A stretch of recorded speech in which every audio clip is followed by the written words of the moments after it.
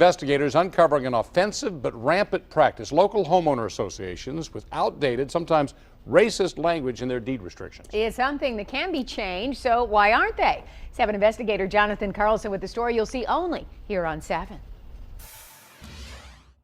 The details of this are frankly shocking, and it took some detective work here at the county to sort it all out.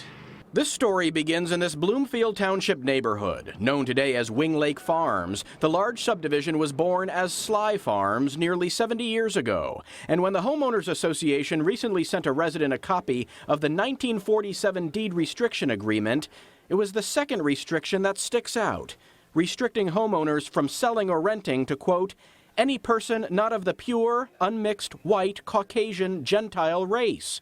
Oh, but non-white servants are allowed.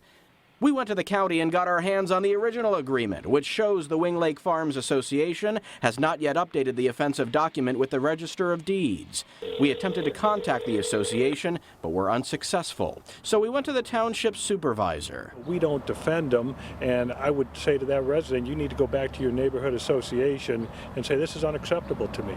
The township says it can cost a neighborhood association thousands to update the deeds, so many often don't. Things like that are going to be in there, and they are offensive.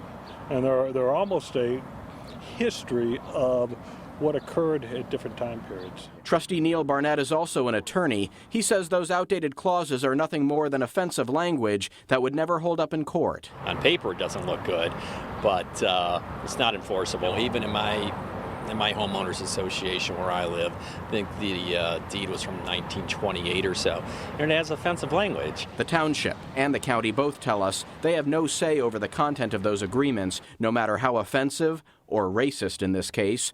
It's up to the homeowners to speak up and demand a change. In Bloomfield Township, Jonathan Carlson, 7 Action News.